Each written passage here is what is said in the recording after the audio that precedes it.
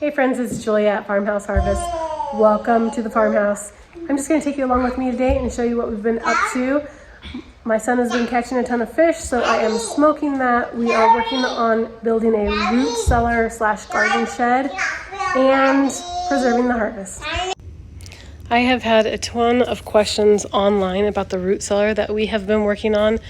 We poured the foundation for this root cellar, gosh, it's been over a year ago, probably a year and a half ago, and then we noticed that we get a lot of water in that. Our water table is super high, so we had to figure out how we were going to deal with that, but finally decided to put in a sump pump and went ahead with building the garden shed on top. So super excited that this is actually in progress now and should be done within a month or so, as my husband is working on it by himself. Bless him, he's such a sweetheart. But I am super excited about this root cellar and showing it to you.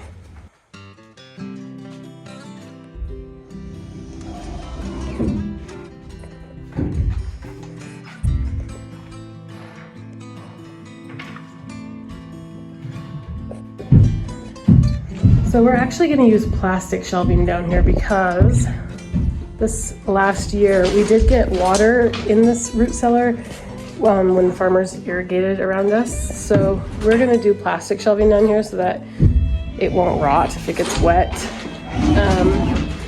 We will be building a wall where the stairs are so that it will be totally dark down here, and with a door in it, of course, and probably use underneath the stairs for more storage area. But super excited, it's coming along.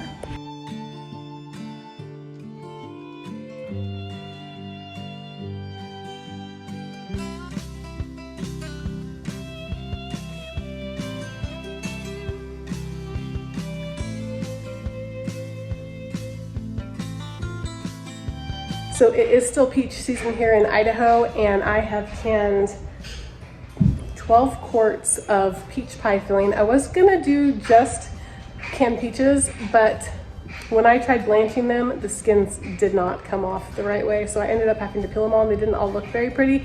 So I decided peach pie would be a little more appetizing in the jar. So I will show you that process, and let's get started. Yeah! So right here I'm just finishing up another batch of cowboy candy. I did do this about a few weeks ago, but I gave a few jars away and my kids ate a ton of it because it is so good with whole wheat crackers and cream cheese. So I did go ahead and go to the farmer's market and grab a whole bunch more jalapenos, picked what I could off of our garden bushes, and made another huge batch of cowboy candy.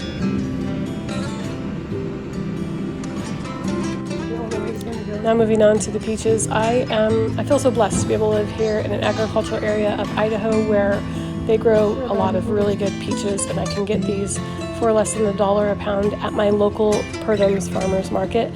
They are beautiful, they are perfect for canning right now, just on the verge of being really ripe, and so I'm going to give them a good wash. I'm going to peel them, sanitize my jars, and my plan was to just can peaches, but I had a little mishap with my blanching. I did watch a gal who blanched them with just putting an X in the bottom, putting them in the simmering water for a minute or two, and then letting them cool without putting them in the ice bucket. So I tried it that way, but I highly recommend using the ice bucket because after doing this and letting them cool, they would not all peel nicely. So they did not look beautiful after I peeled them. And so I decided at that point the best thing to do would be to make peach pie filling with them instead of canning peaches, because that would look a little bit better in the jar with my peaches not being peeled beautifully. So I did go ahead and make a whole bunch of peach pie filling. I did 12 quarts of peach pie filling and they just turned out gorgeous. I wasn't quite sure, but I love them. So the filling is made with clear gel. It's the 5th type of clear gel, and the recipe is 5.5 cups of water to 2 cups of clear gel. And the recipe called for 5 cups of sugar, but I just used 3 cups of sugar and a teaspoon of cinnamon. You just bring that to a simmer, let it whisk it while it thickens, and then you fold in your sliced peaches, fill up your sterilized mason jars, and then water bath can them according to water bath canning methods. And they just turned out gorgeous. I just love how they look. But next time I will use ice. I just think that this peach pie filling is so beautiful. I did do one batch with the cinnamon and one batch without, so you'll see a difference in the jars. But look how beautiful these peaches are suspended in the pie filling in the jars. They just look gorgeous on the shelf. And I'm so excited to put them up in the pantry with all the other canned goodies that I've been putting up from the garden this year. I have been working hard to fill my pantry with all sorts of homemade preserves from our garden, and I did do probably about 24 jars of pickled beets and then 12 jars of the peach pie filling. I did a huge batch of the red cabbage, it's called spicy red cabbage slaw from the Ball canning book, and then of course a whole bunch of cowboy candy, and of course I did some more beef stew. My 4-year-old has been fishing like crazy lately. He's been watching the river monster shows, and we have a really nice river or two around here, and so his dad has been taking him fishing, and he has been reeling in big fish. Let's see, I think your bass was, how big was that bass? Was it 16 inches? But it was like 5 inches around wide. It was super big. And then last night he caught a 10-pound catfish. So I have got a whole bunch of big catfish fillets in my refrigerator. Actually only 4 catfish fillets. So they caught 2 fish. One was about 10 pounds and it was huge, probably about 3 feet long. And then the other one was probably half of its size, but still a really big fish. So I've got 4 huge catfish fillets in the refrigerator that have been marinating in a mixture of mustard, lemon juice, garlic, and a few other seasonings. And I'm gonna pull those out, mix up a seasoning mix for it, and then we're gonna smoke them today. So. Oh my gosh.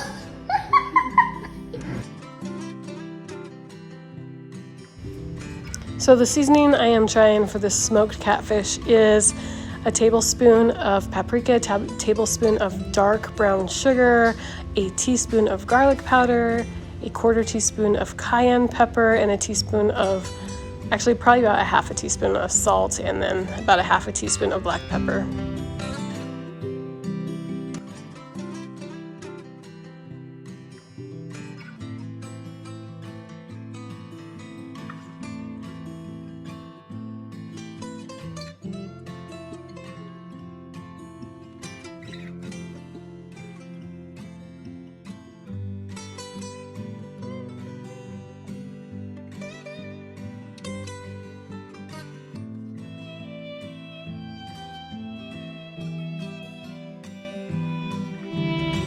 So I'm just taking these catfish fillets out of the bag that they have been marinating in overnight, and I'm going to use my seasoning mix as evenly as I can all over 4 fillets and let them sit out on the counter at room temperature as I get the smoker going and cleaned up, and then we'll get these on the smoker and get them going. They should take about 1 to 2 hours. They're really thick, so they might take a little bit longer to come to temperature, and they've got to reach 145 degrees before they're safe to eat. Probably want them to be more like 150, 155 for my liking.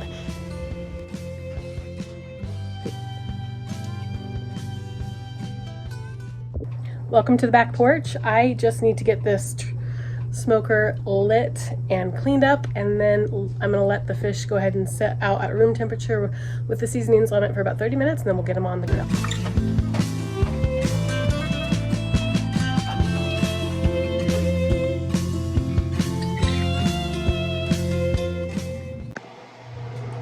Okay, so we have the smoker lit, smoking, and cleaned up. I'm just gonna let it come up to temperature at 225 degrees, and then we will put the fish on and let that smoke for between 1 and 2 hours. They're pretty thick fillets, so we'll see how long it takes. So you'll notice on the blog at farmhouseharvest.net that I do a lot of smoking, and I love smoked salmon. I've actually never done smoked catfish before, so this is an experimental recipe, and if it turns out well, I'll share it on the blog. If not, I won't. But I really love glazed smoked salmon, and so a lot of my recipes, smoked recipes, will be glazed. I also have a glazed ham on there. Glazed meat is delicious, but Catfish is a different animal. It actually can taste like dirt if you don't take care of it right. So I know you've got to cut off all the fat on it, and then yellow meat on there, I would err on trimming that off too, and then soaking it overnight or brining it or marinating it overnight to help the flavors. So we'll see how this one turns out.